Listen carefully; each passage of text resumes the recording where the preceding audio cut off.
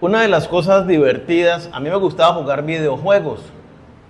Aún lo disfruto, solo que no lo juego hace mucho rato. Una de las cosas chéveres de los videojuegos es que si uno está, por ejemplo, en un juego de aventura y está tiene que encontrar algo y se mete por un lugar y se muere, o sea, el personaje, pues es muy fácil uno reinicio y vuelvo y hago lo mismo, o sea, vuelvo y juego la misma partida, pero ya no me meto por el lugar porque sé que por ahí me meto, cambio de lugar.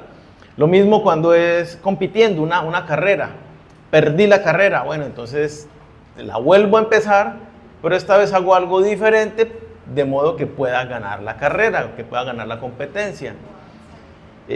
Es bien interesante cómo los videojuegos, uno, viéndolos desde esta perspectiva, generan esperanza, ¿no? Ok, si fallo yo sé que lo puedo intentar otra y otra y otra vez. La vida no es tan así. La vida muchas veces no nos da ni siquiera una segunda oportunidad. A veces nos da una segunda oportunidad. Y cuando tenemos esa segunda oportunidad, ciertamente nos esforzamos en hacer las cosas un poco diferentes o muy diferentes, de modo que no obtengamos el mismo resultado que nos llevó al fracaso en ese determinado aspecto de la vida. Y de alguna manera logramos hacer esos cambios parciales en nuestra vida. Pero si pensamos en un cambio total, radical, así dramatical de nuestra vida, de repente es distinto. Yo he escuchado personas en diferentes momentos de la vida que me han dicho, a mí me gustaría, yo he fallado tanto, me ha ido tan mal en todos los aspectos de mi vida, que me gustaría irme para otro país donde nadie me conozca, reinventarme y arrancar de cero. He escuchado ese pensamiento en algunas personas. Algunos lo han hecho, pero ciertamente por el contacto que he tenido no han arrancado, es decir, han arrancado de cero en otro lugar, pero han hecho las mismas cosas y han fracasado igual que fracasaron acá. Pero cuando nosotros venimos al Señor, en el Señor hay un llamado a ser nuevas criaturas. Dice la palabra que se acerca a Dios, de modo que si alguno está en Cristo, nueva criatura es. Las cosas viejas pasaron, he aquí, todas son hechas nuevas. La Biblia nos habla de en Cristo hay realmente una nueva oportunidad de nacer, de hacer las cosas diferente, ahora a la manera de Dios. Literalmente dice la Escritura que si nos acercamos a Dios por medio de Jesucristo, morimos, estamos muertos. Y si yo muero, quiere decir que ya no puedo seguir haciendo las cosas como a mí me parecía, como a mí me gustaban, como yo las disfruto, conforme a mis planes que he trazado para mi vida. Porque literalmente dice la Escritura, ya no vivo yo, sino que Cristo es el que ahora vive en mí. Y las cosas que ahora vivo en la carne, las vivo en la fe de aquel que murió y se entregó por mis pecados. Gálatas 2:20. Y entonces hay un llamado a vivir realmente de una manera diferente. Y nos cuesta lidiar con ese cambio en lo cotidiano. Uno se entrega a Cristo hoy y no es que mañana todo cambió como de repente uno anhelaría, milagrosamente todo es distinto. No, hay demasiados cambios que tal vez uno no logra comprender en las primeras semanas o meses inclusive, que están sucediendo en la vida de un creyente, de cosas que ya sucedieron espiritualmente, físicamente, almáticamente, pero se requiere de un proceso que lo lleve uno a ir cambiando realmente a profundidad todos los aspectos de la vida. Hoy vamos a ver un poco lo que implica este cambio desde los planes de Dios, lo que Dios ya ha hecho en nosotros y cómo podemos nosotros vivir esta realidad de esta nueva vida. Y yo los quiero invitar a que vayamos a Jeremías, capítulo 31, versículo 31.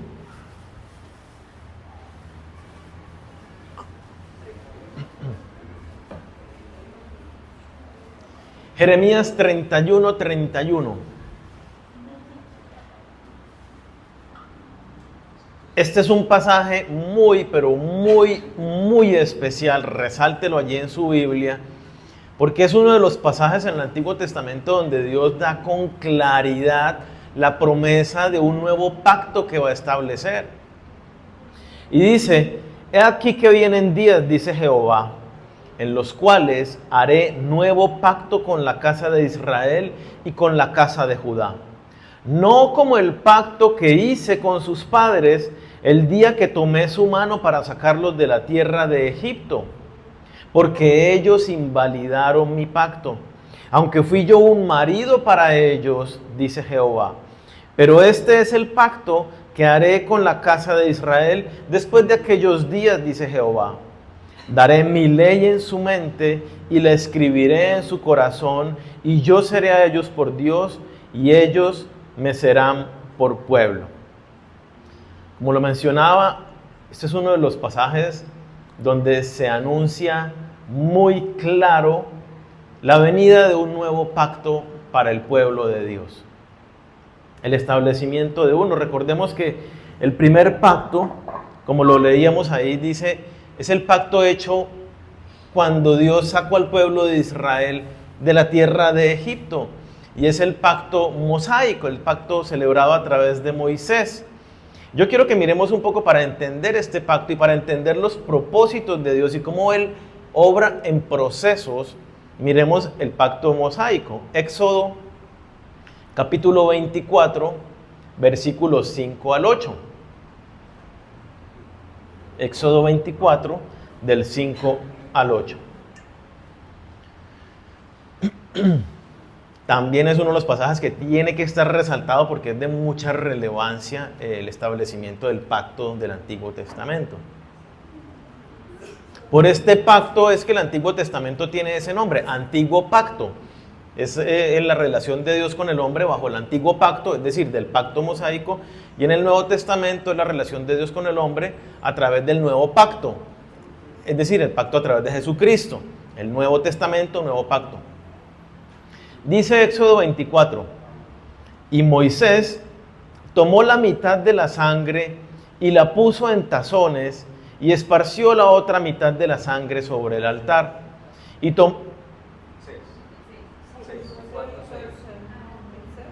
Éxodo 24:6, sí. No sé qué me entendieron. ¿Me entendieron 5 todos? No, 6. Es que yo tenía aquí 5, pero es el 6, sí. Y Moisés tomó la mitad de la sangre y la puso en tazones y esparció la otra mitad de la sangre sobre el altar. Y tomó el libro del pacto y lo leyó a oídos del pueblo, el cual dijo: haremos todas las cosas que Jehová ha dicho y obedeceremos. Entonces Moisés tomó la sangre y roció sobre el pueblo y dijo: he aquí la sangre del pacto que Jehová ha hecho con vosotros sobre todas estas cosas.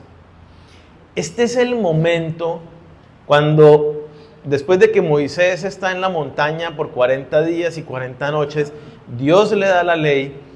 Moisés entonces viene al pueblo y les dice: vea, Dios ha dicho todo esto, y entonces si nosotros nos comprometemos a obedecer las cosas que están aquí, Dios va a traer sobre nuestra vida todas las bendiciones que están en el pacto. Pero si desobedecemos, Él va a traer todas las maldiciones que están en el pacto. ¿Ustedes qué quieren hacer? ¿Quieren asumir este pacto con Jehová? Y todo el pueblo dijo a una sola voz: sí, Señor, nos comprometemos a ese pacto con Jehová. Y entonces Moisés, para sellar el pacto, mata unos animales, los parte por la mitad, y la sangre de estos animales es lo que veíamos allí, como se describe. Y quiero que nos centremos un poco en 3 aspectos que vemos de esta celebración de este pacto. Primero, había unas normas establecidas, una palabra dada por Dios. Y lo vemos allí, ¿no? Versículo 7. Tomó el libro del pacto y lo leyó a oídos del pueblo. Dios habló y sus palabras quedaron registradas en un libro. Y estas palabras eran para que todo el mundo las conociera, todos las oyeran, todos las hicieran suyas. Había una palabra que debía ser cumplida, una palabra dada por Dios, una instrucción perfecta como es todo lo que sale de parte de Dios. Estas palabras son las que encontramos nosotros en la Biblia, ¿cierto? Puntualmente las palabras del pacto no es toda la Biblia, es lo que está contenido en los libros del Pentateuco, ¿no? Que es la Torá, los 5 primeros libros de la Biblia. Esta es la primera característica. Había un mandato, había una palabra dada por Dios para ser cumplida por las personas. El segundo aspecto es la parte del pueblo. El pueblo se comprometió a obedecerlas. Entonces, la segunda característica de este pacto con Moisés, o a través de Moisés con el pueblo de Dios, era que el pueblo dijeron: nos comprometemos a obedecer lo que dice estas palabras que Dios ha dado. Y ahí lo dice literalmente: haremos todas las cosas que Jehová ha dicho y obedeceremos. Este era el centro del pacto. El centro del pacto antiguo con el pueblo de Moisés, con el pueblo de Israel, con el pueblo de Dios, era: el hombre se compromete a obedecer lo que Dios ha mandado. Y si el hombre obedece, viene la bendición de Dios. ¿Sí? La bendición de Dios o la maldición de Dios era consecuencia directa de la obediencia del hombre, de los actos, de las obras del ser humano. Este es el centro del antiguo pacto. Y el tercer aspecto importante es que el pacto fue sellado con sangre. Es decir, el pacto fue sellado con la vida de seres vivientes. Literalmente dice allí: he aquí la sangre del pacto que Jehová ha hecho con vosotros. He aquí la sangre del pacto. Es un pacto sellado con la vida de alguien. En esta ceremonia Moisés tomó la mitad de la sangre de los animales sacrificados y la roció sobre el altar.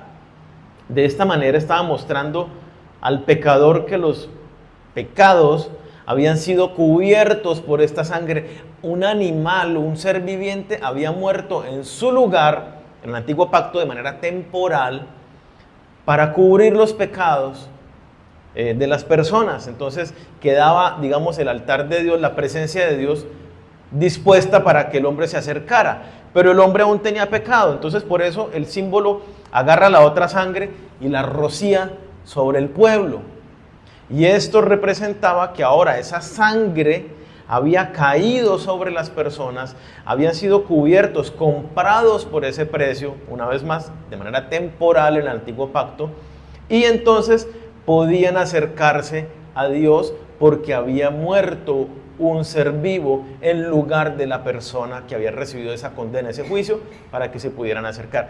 El pacto fue sellado con sangre. Es un pacto de vida o muerte. El derramamiento de sangre, entonces, lo debemos entender nosotros como indispensable en la justicia del pecador. Todos somos pecadores, ¿y cuál es la consecuencia? Todos tenemos que morir. Ahí está la sangre. Y si yo no muero, es porque Dios hace algo, pero alguien tiene que morir en mi lugar. Porque la condena implica la muerte. Y como Dios es justo, tiene que condenar con muerte. Esa es la esencia tanto del antiguo como inclusive del nuevo pacto. Entonces, y lo leemos allí en lo que veíamos de Jeremías, ¿qué hizo el pueblo de Dios con este pacto que sellaron con sangre? Dice allí literalmente en Jeremías 33, dice: mi pueblo invalidó mi pacto. El pueblo incumplió el pacto con Dios. El pueblo abandonó a Dios y su pacto. El pueblo tuvo comezón de oír la palabra de Dios y prefirieron irse en pos de los dioses paganos inventados por las culturas que los rodeaban. Y la consecuencia se vio de inmediato: conflictos, guerras, esclavitud al pueblo de Israel. Hasta que vino Jesús y estableció un nuevo pacto. Y yo quiero que vayamos a este pasaje, Mateo 26, versículo 26.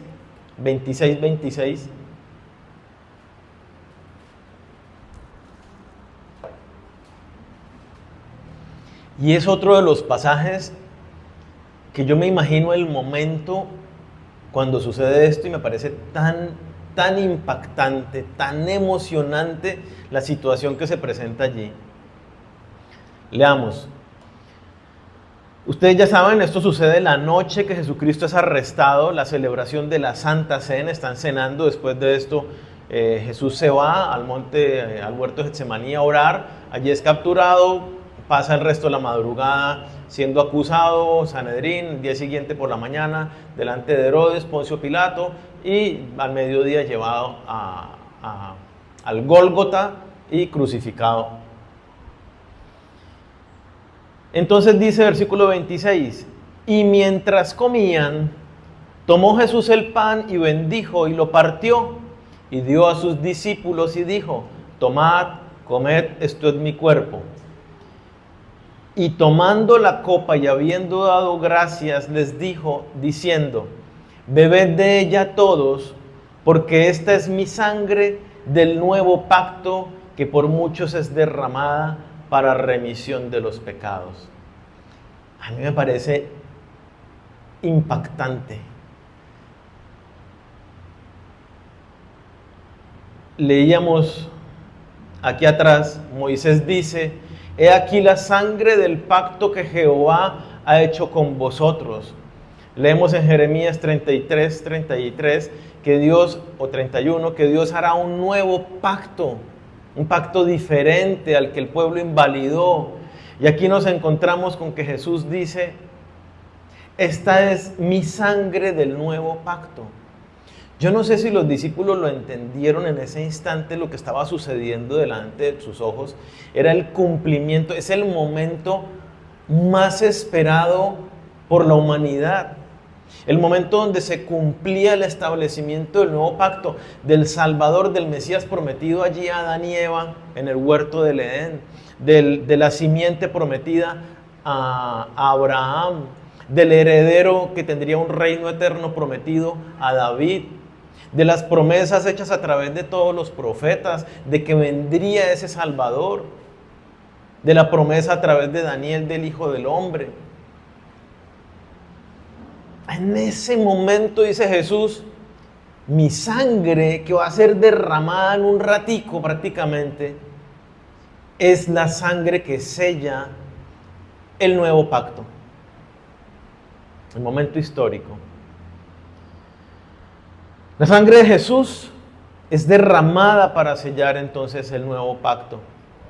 Así como en el antiguo murieron estos animales en sustitución temporal por los pecados de los hombres, ahora el Hijo de Dios, hecho hombre, su sangre era derramada ya no para cubrir los pecados, sino para quitar los pecados. Y era muerto Jesús en la cruz, su sangre derramada en lugar de nosotros, para, como lo dice allí, remisión de sus pecados, para rescatarnos a nosotros. Y entonces las características de este nuevo pacto se parecen a las del antiguo pacto, pero difieren en algo gramaticalmente, grandemente. Entonces, el pacto como el antiguo pacto, fue sellado con sangre. El nuevo pacto fue sellado con la sangre de Jesús, la sangre del Hijo de Dios. La sangre que, como lo dice la Escritura, es el precio que Dios pagó para rescatarnos a nosotros. Y esto tiene que irnos dando una luz del sentido que Dios quiere hablarnos, y es: ¿esa sangre se va a pagar en algún momento o ya se pagó? Esa sangre ya se pagó. Y entonces, ¿usted cómo es? ¿Libre o esclavo? libre. Entonces uno tiene que preguntarse, si soy libre, porque a veces vivo como esclavo en este aspecto, en este pecado, en esta área de mi carácter. Si ya soy libre. ¿Será que el Señor Jesús no es que le faltó una gotica de sangre en ese aspecto de mi vida para poder ser libre totalmente? A mí no me salpicó la sangre en esa área de la vida. ¿Será que funciona de esa manera? No funciona de esa manera. El otro aspecto, había unas normas dadas por Dios en el antiguo pacto para ser obedecidas. Ahora bien, Jesucristo vino a predicar el Evangelio, vino a dar luz respecto de aquella palabra hablada en el Antiguo Testamento que tenía oscuridad, que era sombra de lo que había de venir. Jesús vino a dar claridad y hay una palabra que debe ser obedecida. Dios lo habla en el Antiguo Testamento, va a venir uno mayor que Moisés, a él oiréis, Jesucristo. Y la palabra de Dios es para ser obedecida en el antiguo pacto y en el nuevo pacto.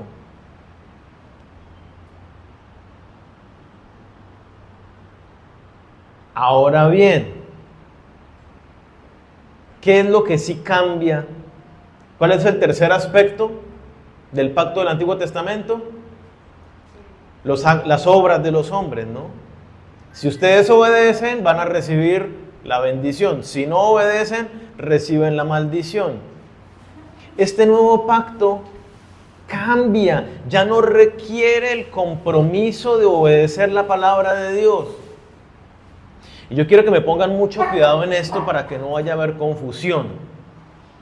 Ya no se requiere en el nuevo pacto el compromiso de obediencia de los hombres a cumplir la palabra de Dios. ¿Quiere decir esto que entonces la debemos o la podemos desobedecer con libertad? De ninguna manera. Ya no hay una responsabilidad de obedecer para recibir las bendiciones de Dios. Es un pacto de gracia.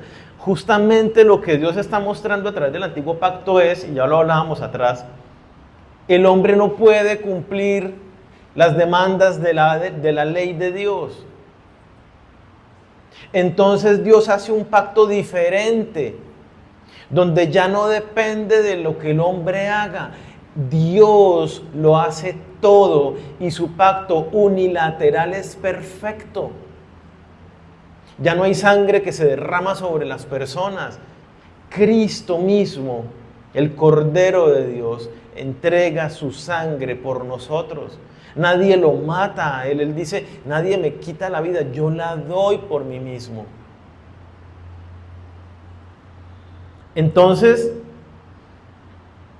es un pacto de gracia donde yo recibo los beneficios de este pacto nuevo solo por la obra de Dios en mi vida. Y eso es lo que nosotros entendemos y conocemos como la fe. Yo creo en la obra del Hijo de Dios. Creo que Jesús es el Eterno que vino y se hizo hombre. En la cruz vivió una vida sin pecado y en la cruz cargó mis pecados y recibió el juicio por ellos y se entregó su sangre por la mía. Resucitó al tercer día para que yo sea declarado inocente. Esa es la fe que me salva. Yo creo en eso. ¿Y qué obra tengo que hacer para demostrarlo? Usted no tiene que hacer nada para demostrarlo. Porque la fe no es las obras. Yo quiero que entendamos esto claro. Y salió hace poco una predicadora, que tampoco, mejor dicho, está mal desde el comienzo.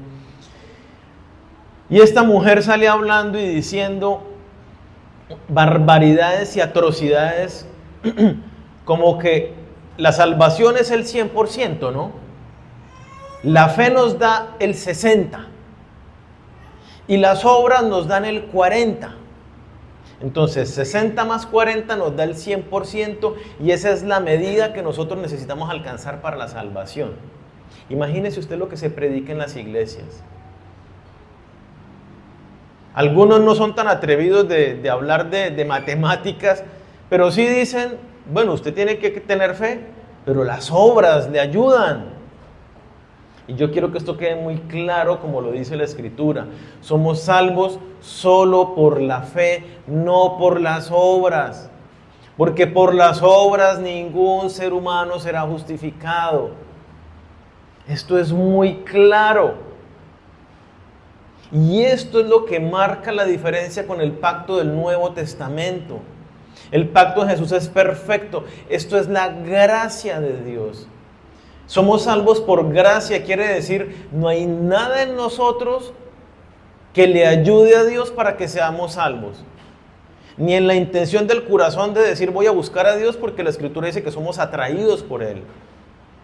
Ni en el reconocimiento del pecado para decir, uy, yo sí he fallado, porque dice la Escritura que el Espíritu Santo es el que redarguye al mundo, trae convencimiento de pecado al mundo. Ni siquiera es que yo sí tengo la fe suficiente, porque dice la palabra que la fe es dada por Dios para nosotros, como un regalo de gracia también.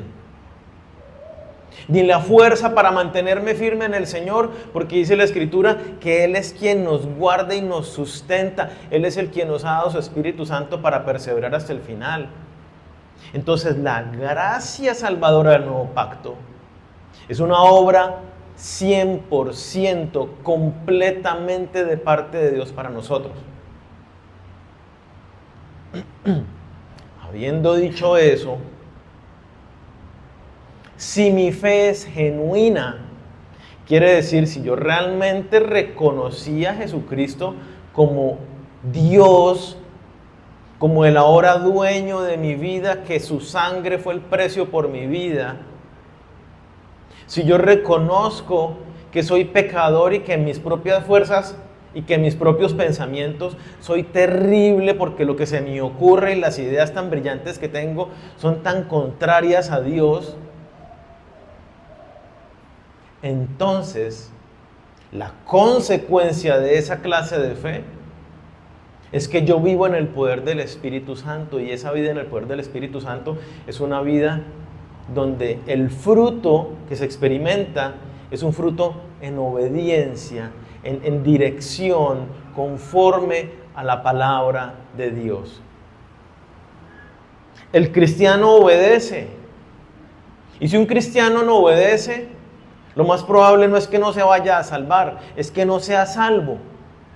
Porque la consecuencia de la fe que nos salva es la obediencia que se ve. ¿Es claro esto? Entonces, hay una diferencia enorme entre el antiguo pacto y el nuevo pacto. Jesús vino no para que nosotros tengamos que seguirnos esforzando en poder lograr la ley, cumplirla. No, Él ya la hizo, Él ya la cumplió. Pero si mi rendición a Jesús es auténtica, como lo decía al comienzo, si realmente morí a mí mismo, entonces realmente Jesús es el que gobierna en mí. Y entonces mi vida es una vida acorde con las verdades de Dios. Voy obedeciendo las verdades de Dios en mi vida.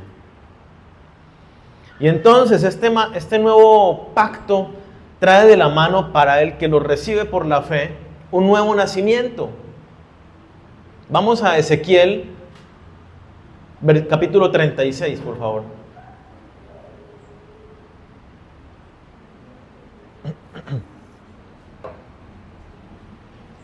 Este pasaje de Ezequiel es otro pasaje gemelo con Jeremías 33, que nos habla, así como Dios habló por el profeta Jeremías, habla por el profeta Ezequiel, y dice casi que palabras iguales respecto del nuevo pacto.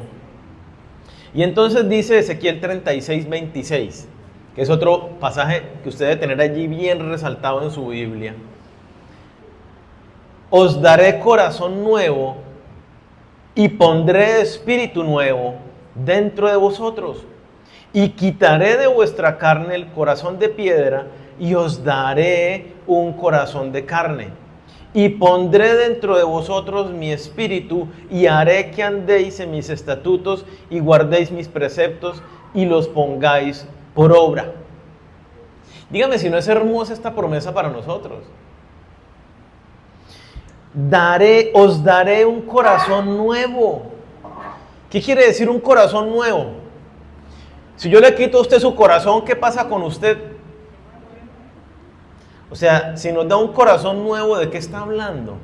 Una nueva vida. Una nueva vida. Entendámoslo. ¿Qué va a quitar de nosotros? ¿El corazón de qué?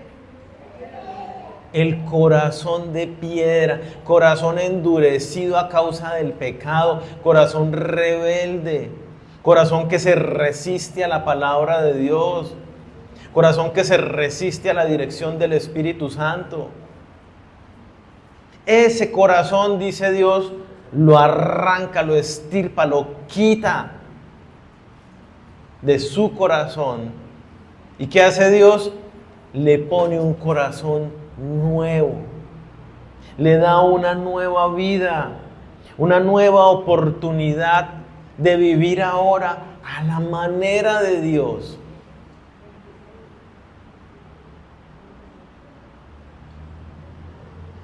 El corazón, lo hablábamos también hace unas semanas, es el centro de control de la vida de nosotros, del ser humano, así lo menciona la Biblia. Y si Dios dice que nos va a dar un corazón nuevo, está hablando de un nuevo estilo de gobierno, una nueva manera de vivir, una nueva manera de pensar, de hablar, de hacer las cosas. Una nueva manera de relacionarme con mi pareja, con mis hijos, con mis amigos, con mis compañeros de trabajo, con mis vecinos, con Dios mismo.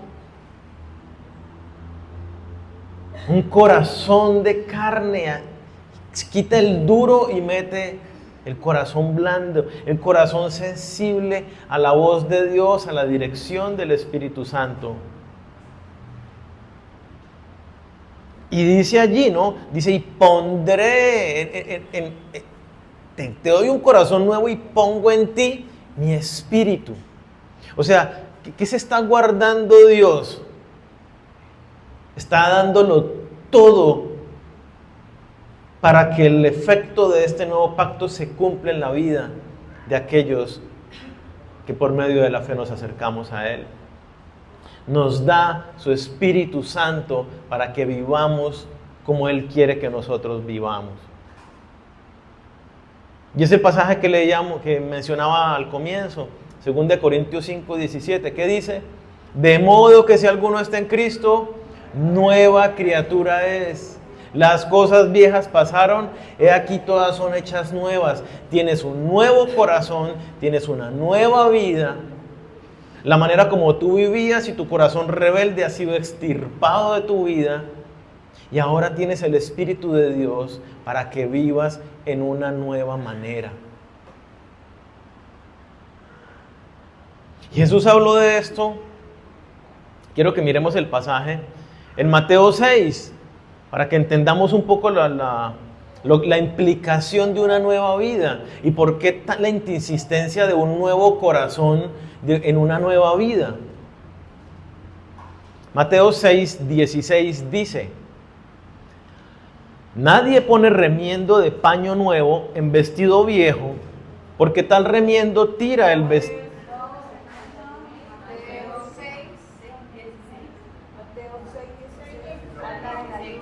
Tal vez 16. Está en Mateo y ese versículo es el 16. 9, es el 9. Mateo 9:16. Que se me cruzó entonces el número en la cabeza y lo volteé.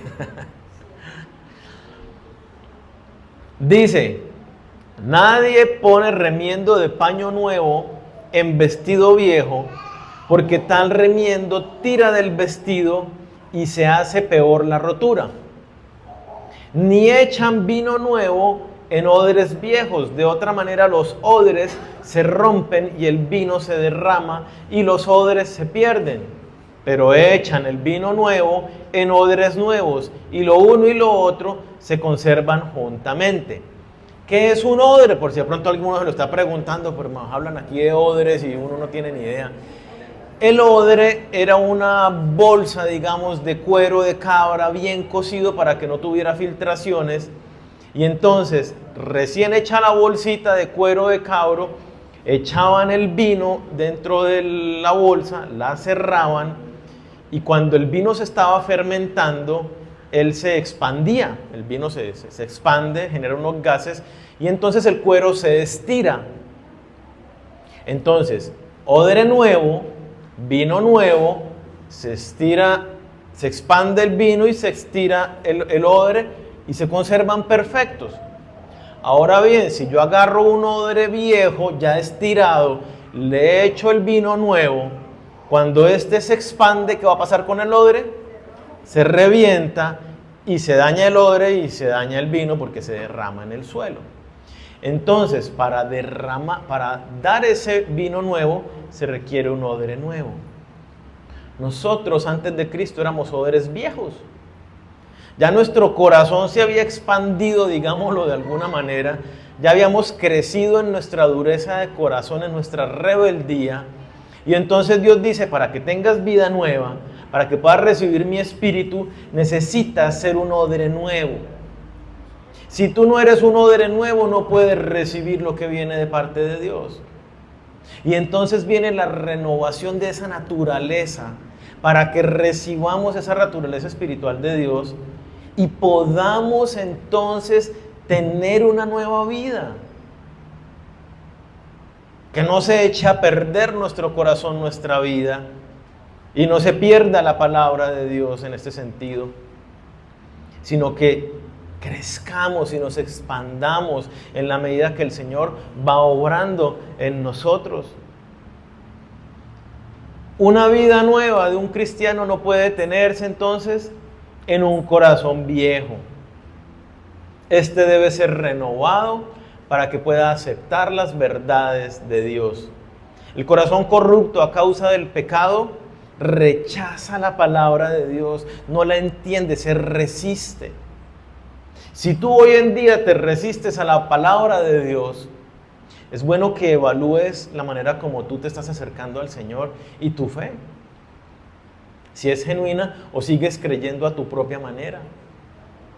Porque el corazón que todavía se resiste es un corazón que no ha sido renovado por Dios. Está bien que tengas dudas, que tengas cientos de inquietudes respecto de lo que lees. Pero si te resistes, hay dureza en tu corazón.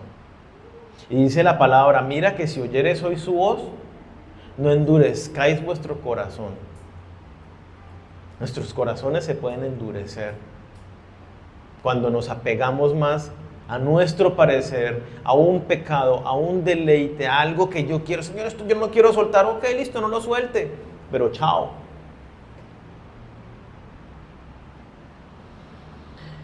Entonces, una nueva vida es muy claro, elemental. Yo no puedo seguir viviendo una nueva vida de la misma manera como vivía la vieja vida. No puedo seguir buscando a Dios a mi acomodo, cuando a mí me parece o cuando sí me quedó un huequito. No puedo venir a acercarme a Dios como lo hacía tal vez antes, a través de los ídolos o a través de ciertos sacrificios. No. Dios ha abierto las puertas y ha establecido la manera como yo me acerco a Él a través de su Hijo Jesucristo. Confiadamente al trono de la gracia, con humildad, con rendición, con reverencia, con amor. Como un niño a su padre. Un nuevo corazón que se ha alimentado con los deseos corruptos, persiguiendo lo que el mundo nos ha ofrecido y que ha llenado su mente y su corazón de todo ese deleite y placer, pues no puede seguirse alimentando de lo mismo. Nos dice la palabra Gálatas 5:16, andad en el Espíritu y no satisfagáis los deseos de la carne. Lo pongo en otras palabras, No le dé más alimento a la carne del que usted le daba antes de Cristo. Usted no se puede nutrir igual que antes. Hay que cambiar entonces amistades, tal vez libros que usted leía, tal vez conversaciones, tal vez programas o música. Filtrar todo lo que usted escucha conforme a la verdad de Dios. Porque usted no puede seguir metiendo en su corazón la misma basura que ha llenado su vida. Ay, que las redes sociales y me dicen que yo debo perseguir esto y lo que sea. Necesitamos alimentarnos entonces ¿con qué ahora? Con la palabra de Dios. Es nuestro pan de vida. No solo de pan vivirá el hombre, sino de toda palabra que sale de Dios. El nuevo corazón anhela, se desespera por la verdad de Dios, porque es lo único que lo nutre. La nueva vida solo es nutrida, solo es alimentada por la verdad de Dios, siendo traída por medio del Espíritu de Dios que ahora está en nosotros. Y yo quiero que miremos los dos pasajes que ya vimos antes y nos concentremos en esta realidad a la cual nos está trayendo el nuevo pacto. Jeremías 31, pero veamos ahora el versículo 33. ¿Cuál es la naturaleza hacia donde nos lleva Dios a los que nacemos de nuevo? Mira lo que dice el versículo 33, Jeremías 31, 33. Este es el pacto que haré con la casa de Israel después de aquellos días, dice Jehová. ¿Cuál es el pacto? 2 puntos. Daré mi ley en su mente. ¿Qué es lo que va a dar? ¿Qué es la ley de Dios? Es palabra de Dios. Es su voluntad hablada, su voluntad escrita. Daré mi ley ¿en dónde? En su mente. Y la escribiré. ¿Qué escribirá? La ley, la palabra de Dios. La escribiré en su corazón, en su centro de control. Y yo seré a ellos por Dios y ellos me serán por pueblo. Y yo quiero que nos concentremos en algo aquí bien importante. ¿Cómo están descritas las acciones?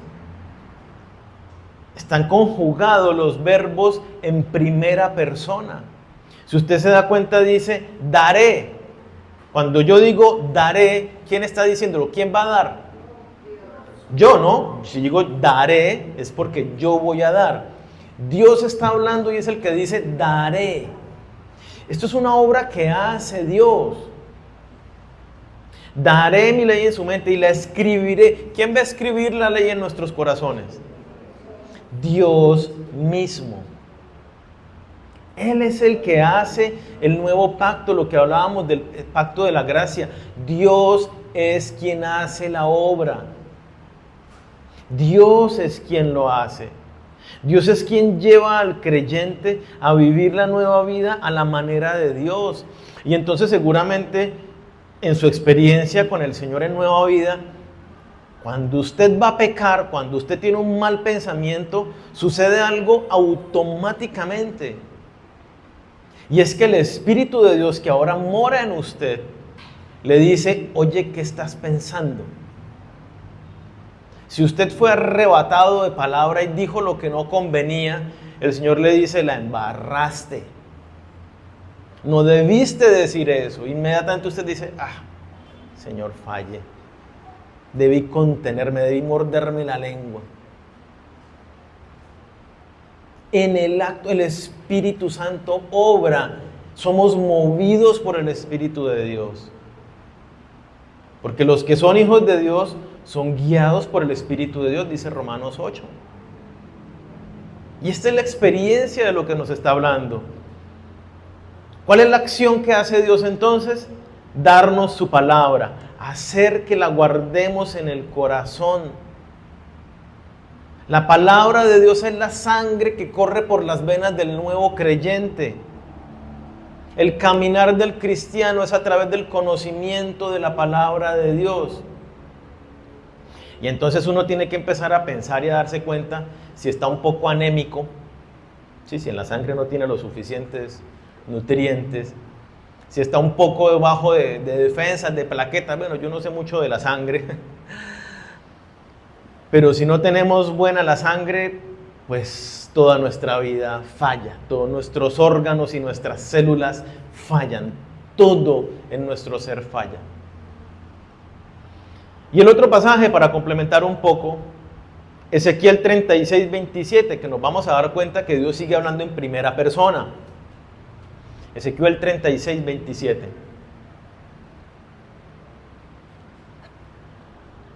Dice, y pondré, ¿quién pondrá? Dios. Y pondré dentro de vosotros mi espíritu. Y haré, ¿quién hará? Dios. Haré que andéis en mis estatutos y guardéis mis preceptos y los pongáis por obra. Una vez más, es la obra de la gracia. Es el poder completo y perfecto de Dios obrando en la vida del creyente que genuinamente se ha rendido al Señor. Aquel que ha entendido que no puede vivir sin Dios. Esa es la fe salvadora. Entender que sin ti, Señor, nada soy, nada puedo hacer. Sin ti soy un miserable que cree que sabe las cosas, que cree que las entiende, que porque tuve un éxito humano en algún área de mi vida, entonces y todos me alaban y me dicen, uy, usted sí es muy bueno en esto, uy, usted sí no sé qué, entonces pienso que yo de ninguna manera. Dios nos da su Espíritu Santo. ¿Para qué? Y lo repite 3 veces o sea, en diferentes palabras repite exactamente lo mismo, en diferentes palabras. ¿Para qué nos da su Espíritu para qué nos da un corazón nuevo y para qué nos da su Espíritu nuevo? ¿Y para qué nos da sus palabras? Dice, para que andéis en mis estatutos, para que guardéis mis preceptos y para que pongáis por obra mis preceptos. Es exactamente lo mismo dicho de 3 formas distintas. Para que yo viva la palabra de Dios, para que la obedezca. La acción es de Dios, Dios es el que lo hace. La Biblia es indispensable, pero no son nuestras obras, no es nuestro esforzarnos por obedecer. Porque es que muchas veces yo he visto a los creyentes haciendo esfuerzos por obedecer. Pero no están rindiéndose al Señor, no están buscándolo en oración, no están clamando al Señor para decirle, Señor, yo no soy capaz, Señor, yo sin ti no puedo, ayúdame, tú dijiste que tú lo harías, Señor, que tú harías, mira lo que dice, una vez más lo leo, haré que andéis en mis estatutos y guardéis mis preceptos y los pongáis por obra. Resalte ese pasaje, como ya le había dicho, y venga delante de Dios y dígale, Señor, yo necesito que tú lo hagas en mí, porque yo no soy capaz.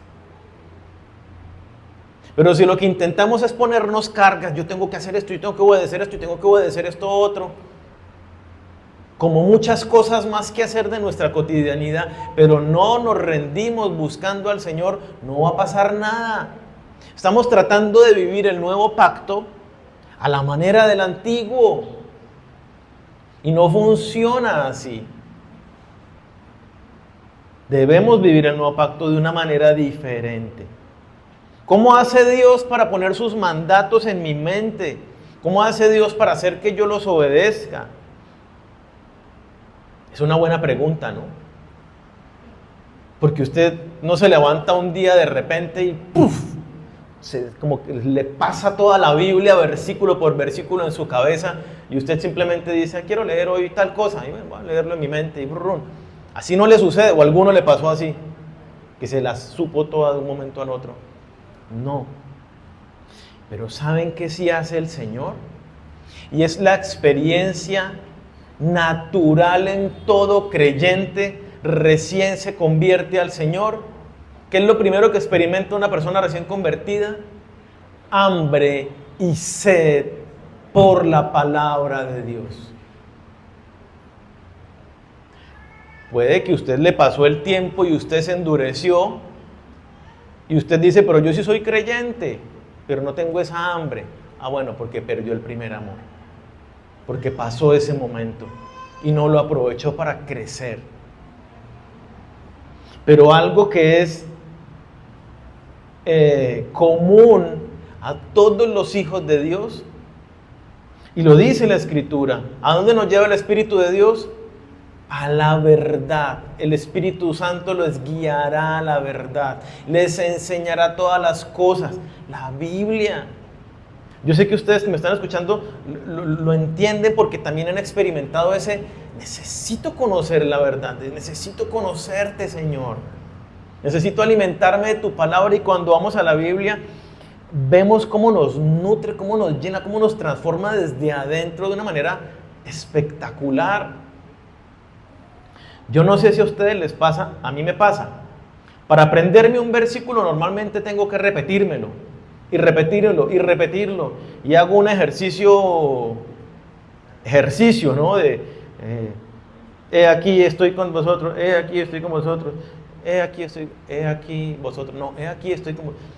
Lo repito y lo parto en pedazos hasta que me lo aprendo. Pero sé que es por la obra del Espíritu Santo que estoy haciendo mi devocional y leo el capítulo del día, pero hay un versículo que me queda sellado, me queda marcado en mi mente y en mi corazón, y yo cierro la Biblia y me lo sé de memoria, sin ni siquiera haberlo vuelto a leer en el momento. El Espíritu de Dios, Dios mismo obrando, trae su palabra y la sella en nuestro corazón. ¿Cómo más hace Dios esto? Y creo que es la experiencia común del creyente. Usted está tomando una decisión, o está en un momento de emoción efusiva, o lo que sea, y la palabra de Dios viene como un torrente, una cascada a su mente, viene trayéndole versículos, y le va trayendo qué debo hacer, cómo decirlo, qué decisión tomar, pilas con él. Empieza a traer versículo y versículo a la cabeza. Y no es que uno empiece a pensar ni siquiera que ahora Dios qué dice. Está uno allí, Señor, y ¡uf! Es la obra del Espíritu Santo y Dios, como lo dice, trayendo esa palabra a nuestra mente, a nuestro corazón de manera activa y moviéndonos a vivir por ella. Es una obra sobrenatural. Pero esto no lo experimentamos si nos acercamos a Dios de manera religiosa. No sucede. Esto es por fe. Fe genuina, como lo hemos hablado muchísimas veces. Entonces, necesitamos caer rendidos ante Dios. Si tal vez su situación es esta que dice, a mí ya me pasó ese hambre que tenía por la palabra de Dios. Y es más, y tenemos que entender esto, el enemigo se opone a que nosotros vengamos a las Escrituras. Nuestra naturaleza caída, nuestra naturaleza corrupta se opone a que vengamos a la palabra de Dios. Y una vez más, si ustedes hicieran la comparación, a usted lo invitan un domingo a un paseo. Pongámosle que a usted le gusta la naturaleza y le invitan y le dicen, Daniel, a las 7 de la mañana tenemos que estar en Pan de Azúcar porque vamos a subir por la montaña. Usted a las 6:45 está en la montaña esperando a que lleguen sus amigos. Pero es la iglesia y es a las 9 de la mañana. Y usted se levanta a las 8. No, madrugar tanto para ir a la iglesia. Uy, pero es que la iglesia. Ay, si yo hago mi devocional aquí en la casa y no voy. Sí, más bien voy a hacer eso. Y se levanta y va a hacer su desayuno, se pone a ver otras cosas y ni siquiera hace el devocional. ¿Por qué le pasa eso? Porque su carne busca lo que le gusta y lo que le da placer, el paseíto. Pero buscar a Dios, su carne, su naturaleza corrupta, se opone. Una vez más, Gálatas 5:16, andad en el Espíritu y no satisfagáis los deseos de la carne. No tiene ganas de venir, venga sin ganas. No tiene ganas de orar, ore sin ganas. No tiene ganas de leer la Biblia, léala sin ganas. Es una batalla que hay que pelear en oración. Ruegue al Señor, pase una hora de rodillas pidiéndole a Dios y repitiéndole con lágrimas en sus ojos: ayúdame, Señor, me cuesta, no soy capaz, siento esta resistencia. Hable con Él. Dígale: Señor, tú dijiste que tú lo harías. Haz la obra en mí.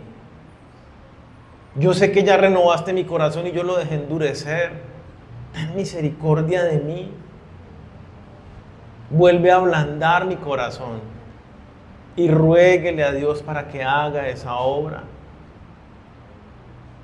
Necesitas venir a la presencia de Dios. Necesitas esforzarte en estar en la palabra de Dios. Necesitas memorizar palabras. Necesitas estudiar. Necesitas discipularte. Necesitas congregarte.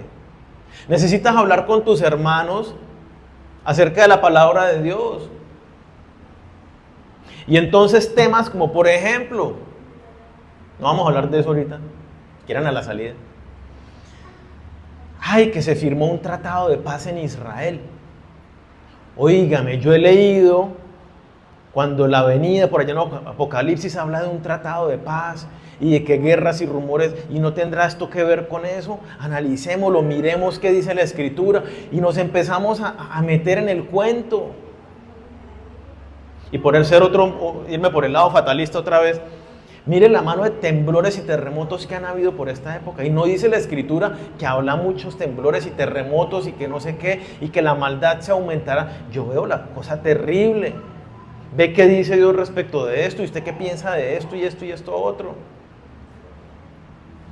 Y ve ahorita que hay como 400 candidatos a la presidencia, de los que a usted le gusten. Usted converse esto con sus hermanos. Vea a usted cuál le gusta y por qué le gusta a los ojos de Dios. Y no es porque profese y diga ser cristiano o no, sino tenemos que mirar quién va acorde con los valores y principios establecidos por Dios en las Escrituras. Esas conversaciones necesitamos tenerlas conformes a la verdad de Dios. Y de cualquier otra cantidad de cosas que son del día a día, cotidianas. Necesitamos hablarlas conforme a la verdad de Dios entre los hermanos. Pero si mis amigos y mis cercanos no son los de la iglesia, y yo no tengo mi boca palabra de Dios para hablar, y no tengo una mente entrenada en la Biblia para pensar con criterio bíblico las cosas del mundo, dice la Escritura que tenemos la mente de Cristo. Necesitamos llenar nuestra mente y nuestro corazón con la palabra de Dios.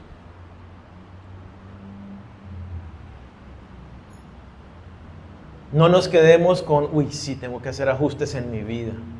Hágalos hoy. Como podemos ver entonces, el nuevo pacto es un pacto hermosísimo donde Dios ha hecho toda la obra. Y donde Él sigue obrando en nosotros, porque Él así lo decidió. Y sigue atrayéndonos, aunque nuestro corazón se haya endurecido y hayamos pecado, el Señor sigue atrayéndonos con sus cuerdas de amor. Muchas veces la manera como Dios hace que andemos en sus caminos es a través de la disciplina. Porque Dios al que ama disciplina. Y a través de esa corrección nos hace meternos por el camino de Él. Dios cumple sus promesas. Entonces, por favor, vengamos al Señor. Descansemos en su gracia. Busquemos que realmente sea Él moviéndose en nosotros con todo su poder. Y que su palabra sea la que nos nutra todos los días. Que sea la que busquemos desesperadamente para conocerle a Él, para saber cómo vivir, para tener luz en la toma de decisiones.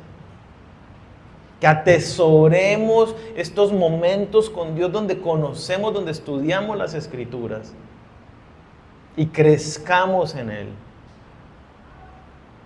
El caminar del cristiano en nueva vida, ya tenemos un nuevo corazón, ya tenemos el Espíritu de Dios.